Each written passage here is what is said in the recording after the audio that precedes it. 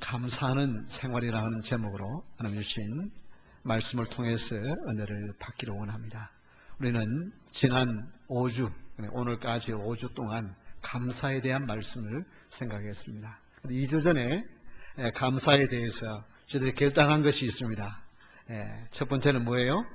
다 같이 감사하며 살겠습니다. 우리 한번 따라합시다. 감사하며 살겠습니다. 그 다음에 내가 감사하면서 살겠다고 각오를 하는데 옆에서 한번 지켜봐 주세요. 그래서 지켜봐 주세요. 지켜봐 주세요. 그러나 내 각오가 아무리 옆에서 보란 듯이 내가 각오를 해도 하나님의 능력이 없으면 할 수 없기 때문에 기도해 주세요. 그렇게 했죠? 우리 한번 세 가지를 한번 하겠습니다. 감사하며 살겠습니다. 지켜봐 주세요. 기도해 주세요. 우리 이 세 가지. 근데 이 감사가 데보라 노벨이 감사의 힘이라고 하는 그 책에서 그런 이야기를 합니다. 감사합니다. 땡큐 이 한마디를 하는 순간에 0.3초 사이에 나를 행복하게 만든다. 그래서 여러분 감사합니다 이 한마디가 나를 내 몸에 내 영혼에 새롭게 하는 변화가 일어납니다. 그래서 우리가 감사하는 것은 굉장히 중요합니다. 그래서 여러분 정말 늘 입에 이쑤시개를 이렇게 끼고 사는 것처럼 이렇게 될 수 있는 대로 입을 옆으로 벌리면서 사는 그런 축복이 있기를 바랍니다. 자, 먼저 오늘 이제 본문의 말씀으로 우리 한번 돌아가서 보면 감사하는 생활의 첫 번째 감사로 제사를 드리며 라고 했습니다. 이 감사로 제사를 드리면 이것은 하나님께 감사로 예배를 드린다는 것입니다. 여러분 이 감사라고 하는 말은 사실은 토다라고 하는 말인데 이 말은 어디에서 왔느냐 하면 고백한다. 무엇을 고백한다. 하나님 앞에 나와서 예배 드리면서 고백하는 것은 뭐겠어요? 우리 잘하고 이런 것보다도 왜요? 돌아보면 잘한 것은 너무 적은 것 같고 못한 것이 너무 많이 생각나. 그래서 이 고백은 뭘 의미하냐면 이 하나님 앞에 회개하는. 그래서 하나님 앞에 감사로 드리는 이 회개하면서 고백을 하다 보니까 하나님은 그것을 받아주시고 그러한 자에게 하나님의 은혜를 주어서 그것을 더 이제는 죄를 미워하면서 살 수 있는 그런 회복의 사람으로 만들어 주시니까 그래서 이것이 감사라는 단어로 바뀝니다. 그래서 이 원래 히브리어 단어는 고백이라고 하는 단어. 이 고백을 하다 보니까 어떻게 해요? 마음에 염려, 근심, 걱정이 떠나가고 마음에 기쁨이 되는 그래서 감사하게 되는 말로. 그래서 이 단어의 어근을 보아서 우리가 알 수 있습니다. 그런데 레위기 7장 11절 12절에 보면 이런 말씀이 나옵니다. 여호와께 드릴 화목 제물의 규례는 이러하니라. 만일 그것을 감사함으로 드리면 기름 섞은 무교병과 기름 바른 무교전병과 고운 가루에 기름 섞어 구운 과자를 그 감사 제물과 함께 드리고. 자, 여기에 보면은 감사의 제물은 화목 제물하고 관계된다 이 말입니다. 하나님과 화목하게 되어지는 제물인데 그래서 하나님 앞에 나와서 고백하면 하나님이 그것을 기쁨으로 받으시고 하나님과 화목이 되어집니다. 그런데 이 화목 제물에 여러분 한번 보십시오. 단어를 한번 보는데 계속해서 반복되는 명사가 있는데 어떤 게 있습니까? 단어가 있는데 여기 계속해서 반복되는 단어가 무슨 단어가 나옵니까? 기름이라고 하는 단어가 반복돼서 나오죠. 그렇죠? 만일 그것을 감사함으로 드리면 어떻게 해요? 섞은 무교병만 아니라 기름을 섞어. 그냥 무교만 드는 게 아니고 그 다음에 또 무교전병도 어떻게 해요? 기름 바른 무교전병. 그 다음에 기름 섞어 구운 과자. 계속해서 기름을 섞어서 드리도록 했습니다. 여러분 구약에서 기름은 뭘 상징합니까? 우리가 잘 아는 대로 성령의 은혜를 상징합니다. 성령을 상징합니다. 하나님 앞에 제사를 드릴 때 감사의 제사를 드릴 때는 기름을 섞어서 제물을 드리도록 했어요. 이건 뭐냐면 우리가 예배할 때 감사할 수 있는 마음은 성령 하나님의 은혜에서 오는 것입니다. 제가 지난 네이팍 회의에 미국 그 목사님들이 뭐 대부분이죠. 우리 한국 목사님 다른 교단 하나 두 목사님 오셨고 한 60여 명이 이렇게 모인 여기서 제가 무슨 말을 해야 하는가에 대한 하는데 하나님께서 새벽 2시 반에 깨워서 무슨 말을 해야 할지 쭉 가르쳐 주셨다고 하는 말씀을 제가 들었는데 그때 주신 마음이에요. 무엇 때문에 여기 우리가 이렇게 서로 다른 교단들이 13개의 교단이 모여서 함께 의논하느냐, 함께 모여서 협력하느냐. 그 이유가 뭐냐? 오늘날 너무나도 하나님의 말씀을 도전하는 세대들이 많습니다. 예수 그리스도의 구원에 대한 그런 구원 사역에 대한 많은 도전이 있는 이때에 정말 올바른 신앙을 가진 Reformed Theology를 가진 신앙을 가진 우리가 서로 협력하는 것은 중요하기 때문에 같이 모인다. 그런데 한번 여러분들 한번 보십시오. 목사님들 우리 한번 보십시다. 이 목사님들이 이 보수 정통 신앙을 가진 그런 분들은 굉장히 근엄하다 못해서 어떨 때는 좀 이렇게 얼굴이 굳어 있어요. 당신들의 마음속에 평화가 있고 기쁨이 있는 걸 안다. 그러나 얼굴이 너무 굳어 있다. 이게 지금 처음 가입해가지고 처음 신고하면서 지금 하는 말이에요, 제가. 이건 제 말이 아니고 성령께서 지금 주시는 말. 왜 그러느냐? 왜 보수적인 전통의 신앙을 가지고 있는 우리가, 가장 올바른 신앙을 가지고 있는 우리가 이렇게 얼굴이 굳어 있고 왜 전체적으로 봐서 메이저리티가 아니고 마이너리티가 되느냐? 왜 소수가 되느냐? 왜 젊은 사람들이 이런 보수적인 신앙에 대해 관심이 없느냐? 우리는 여기에 대해서 우리는 같이 고민해야 되지 않느냐? 하나님이 그 말을 하도록 하셨습니다. 그러면서 제가 2년 전에 퓨리탄 디알러지라고 하는 무려 1300페이지 신학교 교수님이 리폼드 디알러지 아주 유명한 신학교 교수님이 쓴 책을 제가 샀는데 그 책에 성령 하나님에 대한 이야기가 얼마나 있는가 하고 1300페이지를 사사치 다 뒤졌어요. 그런데 전체 다 해봐야 3페이지가 안 돼요. 그럼 청교도의 그 강력한 신앙이 그 사회를 변화시키고 영국을 변화시킬 뿐만 아니라 미국을 변화시키고 1907년도에 한국을 변화시켰던 이 놀라운 성령의 역사와 능력이 퓨리탄에서 나왔는데 그것이 어디 갔느냐? 왜 신학교 교수들이 거기에 대한 관심이 없느냐? 우리는 성령의 은혜와 능력을 다시 한번 사모해야 한다. 오늘 보수 신앙에 가지고 있는 약점이라고 한다면 왜 이 성령에 대해서 왜 관심을 가져야 되냐면은 여기는 이유가 있습니다. 뭐냐면은 어떤 이론은 여러분 과학이라는 것은 어떻습니까? 실험을 해가지고 똑같은 결과가 나와야만 그것은 뭐예요? 한 이론으로 성립이 될 수 있잖아요. 치료를 했는데 약을 가지고 치료를 했는데 거기에 대한 결과가 좋아야 그 약을 쓸 수 있잖아요. 그런데 그 약은 한 번은 아주 사람이 죽고 한 번은 안 좋고 한 번은 낫고 이러면 그 약을 쓸 수가 없잖아요. 그래서 어떤 실험을 해서 결과가 좋으면 계속해서 좋으면 그것은 좋은 것이지 않습니까? 그러나 하나님을 우리가 그렇게 할 수 없잖아요.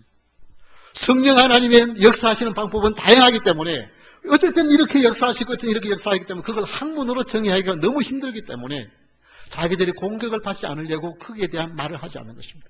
그러나 제가 거기서 한 말은 잔 오웬이 퓨리탄들이 성령에 대해서 아무것도 관심을 가지 않고 있는 것 같았지만 그 당시 퓨리탄의 유명한 목사님 잔 오웬 목사님은 성령 하나님에 대해서만 무려 1300페이지에 대한 포니마톨로지라고 하는 책을 썼다. 우리는 누가 공격하는 것 때문에 무서워서 그걸 등한해서 되겠느냐? 우리는 성령 하나님에 대한 관심을 가지고. 왜 여기 지금 보십시오. 하나님 앞에 감사를 드리는 기뻐할 수 있는 것은 성령의 은혜와 능력이 없이는 결코 감사하며 살 수가 없습니다. 오늘 우리는 내가 알고 있는 성경의 지식 그것 가지고 행복한 삶을 기뻐하면서 감사하는 삶을 살 수 있느냐? 천만의 말씀이에요. 성령의 기름 부으신 데 없이는 결코 감사하며 살 수가 없습니다. 제가 그 이야기를 성령께서 주시니까 하지 않을 수 했어요. 하고 나니까, 마치고 나니까 많은 목사님들이 와서 그 이야기를 해줘서 너무 고맙다. 그래서 나는 여기에 이제는 더 이상 임원이 아니기 때문에 내년에는 아마 못 올 것 같다. 그렇게 이야기를 했는데, 자기들이 인트림 커미티에 다시 또 연락이 왔어요. 거기에 와서 좀 일을 좀 이야기 좀 해달라고. 앞으로는 총회에서 어떻게 할지 저는 모르겠습니다만, 지금 제가 뭘 이야기하면 하나님께서 우리 지금 보수적인 신앙을 가지고 있는 우리 보수 장로교단의 신앙에서 약점이 뭐냐 하면은 바로 이 성령 하나님에 대해서 우리가 너무 등한시하거든요. 이것은 카리스마틱한 그런 어떤 오순절 계통의 목사님들이나 성도들에게만 전유물이 아니라 왜 성경 하나님, 성령 하나님께서 우리에게 요구하시는 기름 부으심이 있어야만 감사하며 기뻐하며 살 수 있습니다. 예배에 정말 여러분이 기쁨이 넘치는 것은 우리 속에서의 기쁨이 나올 수 없어요. 하나님께서 주셔야만 기쁨이 넘치는 삶을 살 수가 있습니다. 시편 50편 23절에 보면 감사로 제사를 드리는 자가 나를 영화롭게 하나니 그의 행위를 옳게 하는 자에게 내가 하나님의 구원을 보이리라. 여러분, 감사로 제사를 드리는 자에게 하나님의 구원을 주신답니다. 우리가 거룩하게 예배를 드리는 여기 자리에서 앉아있는 모습, 우리 한국 분들은 예배를 얼마나 귀하게 여긴지 몰라요. 예배만 아니라 뭐든지 다른 생일 예배, 돌 예배, 무슨 이사 예배, 뭐든지 다 예배잖아요. 근데 그 예배를 정말 감사함으로 드리고 난 후에 기쁨이 있느냐 이거죠. 아니면 예배를 끝나고 나가면서 원망하고 불평하고 누구 좀 가는 사람 가십하고, 그게 우리 속에 있는 기쁨인가요? 성령이 주시는 기쁨인가요? 남에 대해서 함부로 말하면서도 우리는 정말 기뻐하는 사람인가요?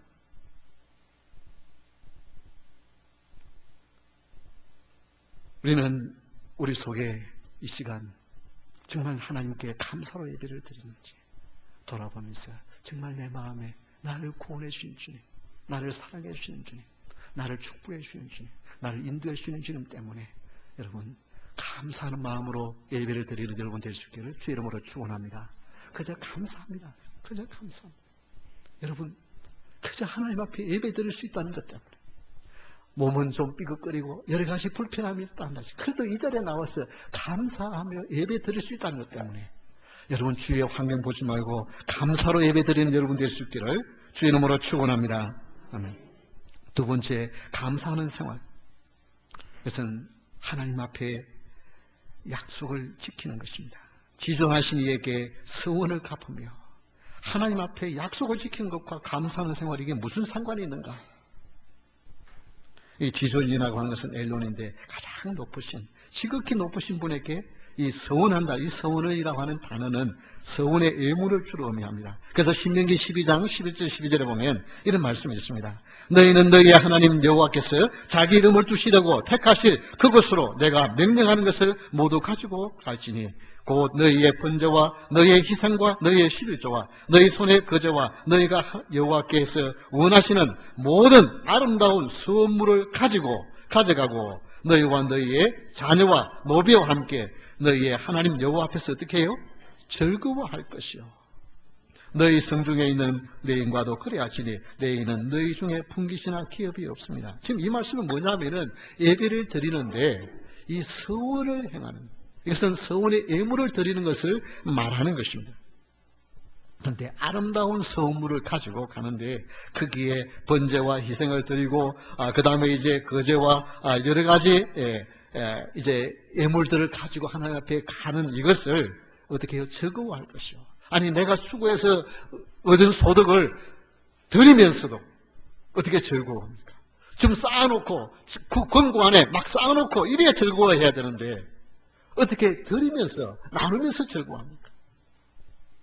그러나 진짜 기쁨은 나의 조그마한 것이라도 나누고 다른 사람을 도울 때에 하나님이 마음에 기쁘도록 우리를 만드셨어요.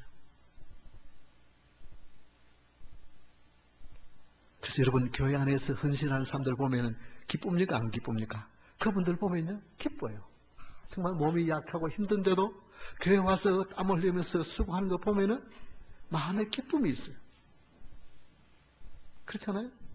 내 자신도 몸은 피곤한데 주를 위해서 봉사하고 헌신하고 나면 마음에 기쁨이 있어요. 왜냐하면 하나님이 그렇게 만드셨어요.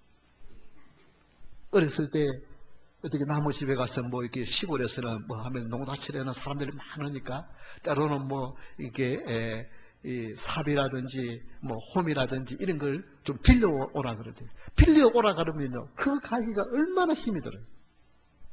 그런데 누가 좀 빌려달라 해서, 저기 오늘 밑에 집에 벼를 베는데 낫이 모자란다 그러니까 좀 갖다 주고 오라 그러면, 그거 들고 가는 데는 어떻게 해요? 신이 나죠. 갖다 주러 가는 데는. 이게 하나님 우리를 그렇게 만드셨어요.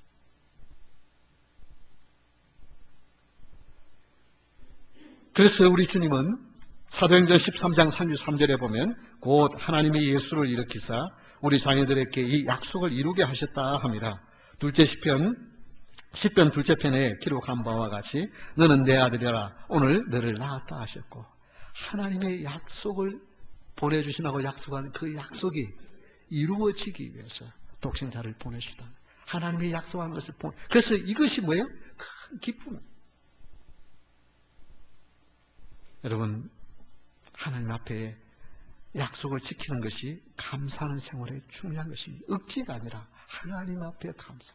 그래서 여러분이 세례를 받거나 믿음이 시작할 때 마음속에 서원했던 것들, 그것들을 이루어 가시면 하나님의 기쁨하시고 여러분의 마음속에 감사하는 삶이 이루어집니다. 야곱이 자기 형을 속이고 아버지의 축복을 받기 위해서 그렇게 꾸며서 축복을 받고는 어떻게 합니까? 형이 힘도 세고 이제 정말 그런 형이 자기를 죽이겠다고 그러니까 살기 위해서 도망을 가죠. 도망을 가는데 이 베들이라고 하는 동네, 사실은 루스라고 하는 동네인데 크게 동네 사람들이 가면 또 거기서 어떤 일을 당할지 모르니까 동네도 못 들어가고 밖에서 돌을 베게 하고 사는데 하나님께서 그에게 나타나서 어떻게 합니까?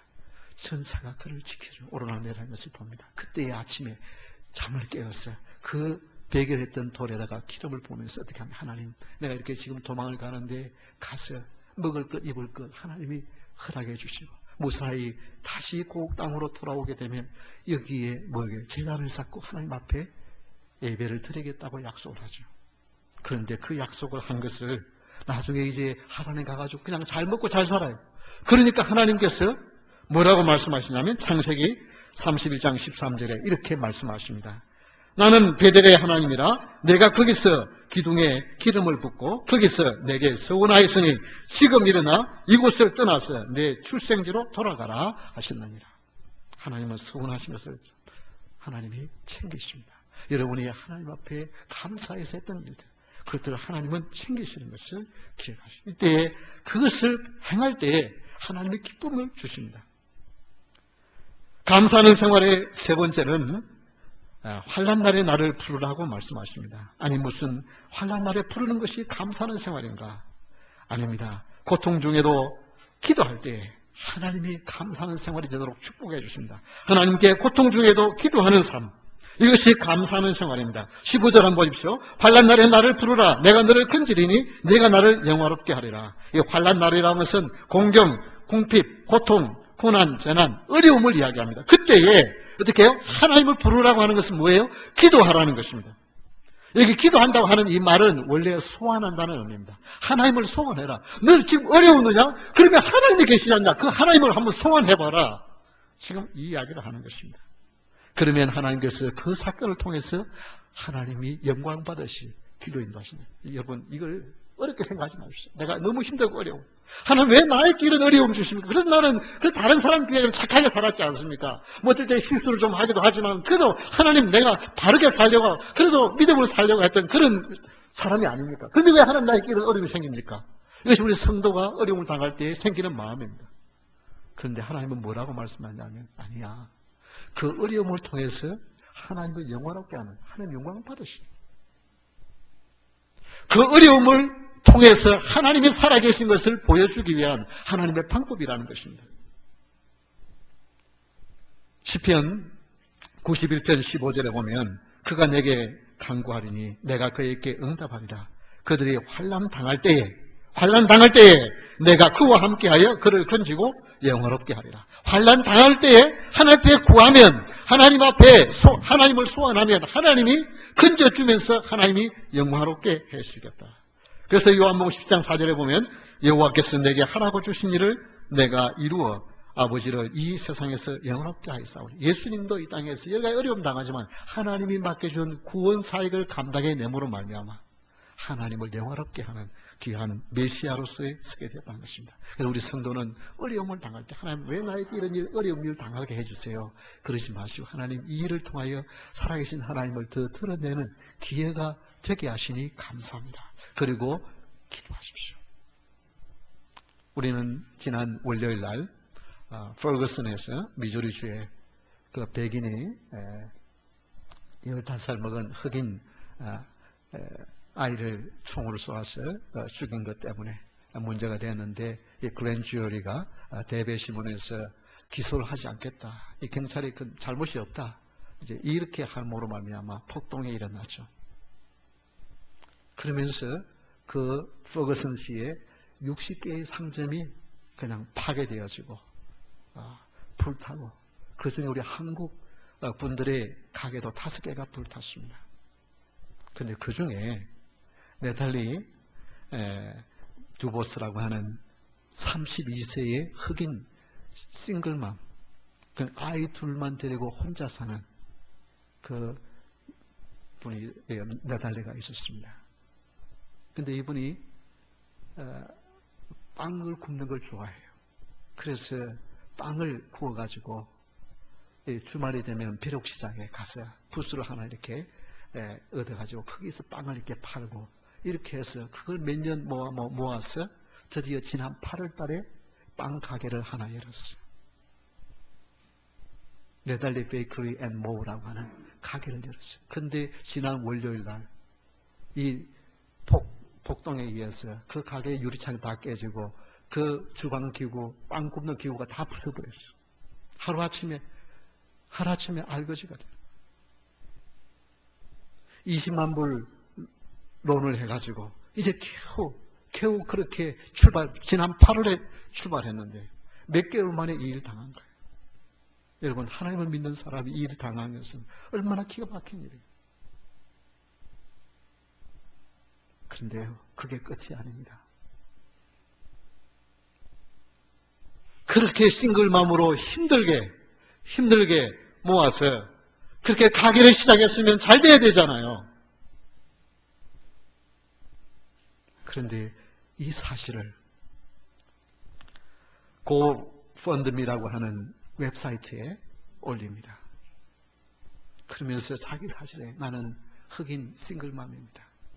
내가 이렇게 빵 굽는 걸 좋아해서 이렇게 고생 끝에 가게를 하나 조그마한 오픈을 했는데 이거 다 부서져 버렸습니다.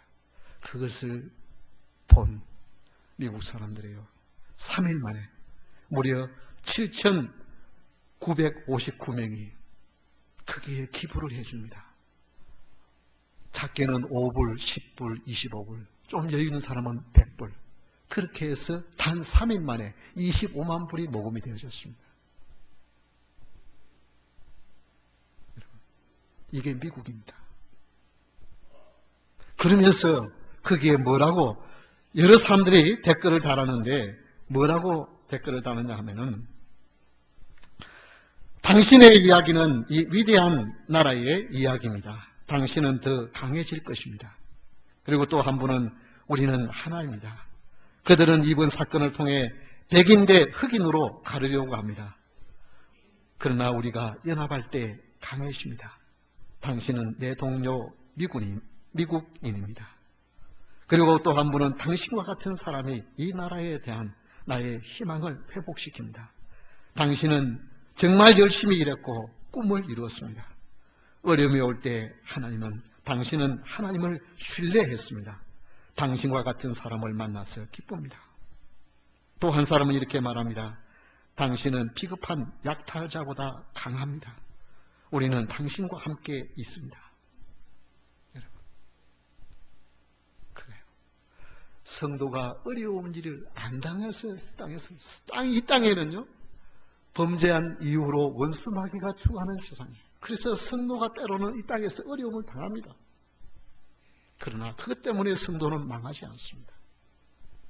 하나님 앞에 구하면서 그 일을 나갈 때 하나님은 그 일을 감사가 되도록 하시는 것입니다. 그래서 망하는 것 같은데 망하지 않냐고 오히려 다시 그 가게를 새롭게 할 수 있는 힘을 못 얻는. 이게 미국 사람들이 뭐 돈이 많아서가 아닙니다.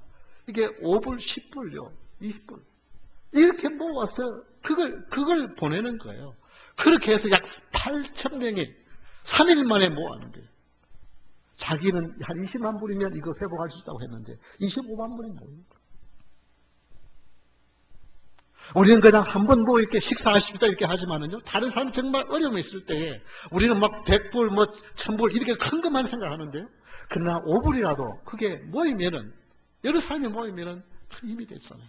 이 미국은 이렇게, 그래서 어떤 일이 있을 때 어려움을 당하면 그 TV에서 나오잖아요. 이 사람에게 이런 어려움이 있는데 도와줄 사람은 그 은행 그 어카운트 나오잖아요.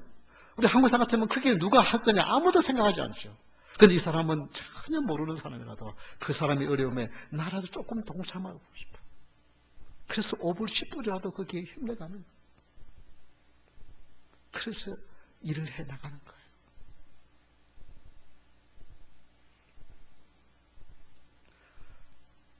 그래서 감사하는 생활은 고통 중에서도 기도하는 것이 감사의 중요한 방법입니다. 여러분 고통스러우면 기도가 나오죠. 시름소리가 나오죠. 하나님을 소원하고 싶은, 하나님 정말 어디 계십니까 싶은 마음이죠. 그러나 여러분 그때 기도하면 하나님을 영화롭게 하는 사건으로 그 어려움이 여러분의 축복이 되고 다른 사람이 봤을 때에 감동이 되죠. 우리는 이 한 자매, 이 나탈리 두보스라고 하는 이 한 자매, 싱글맘으로서 두 아이를 키우면서 얼마나 고생해요. 그러나 이 세상에 아직도 하나님을 의지하면서 하나님을 믿으면서 그 사람에게 힘을 주고 용기를 주고 도와주는 사람들이 이 땅에 아직도 많이 있다는 것입니다. 여러분 힘내십시오. 내 앞에 놓여있는 어떤 어려움도 그것 때문에 나를 망하게 할 수 없고 나로 하여금 좌절하게 할 수 없고 나를 포기하게 할 수 없습니다. 우리 하나님은 하나님 앞에 가지고 나가면 하나님은 하나님이 영광 받으실 길로 여러분에게는 축복의 길로 인도하시는 그 하나님 때문에 감사하며 사는 여러분 될 수 있기를 주의 이름으로 축원합니다. 우리 다 같이 일어서서 찬양하겠습니다.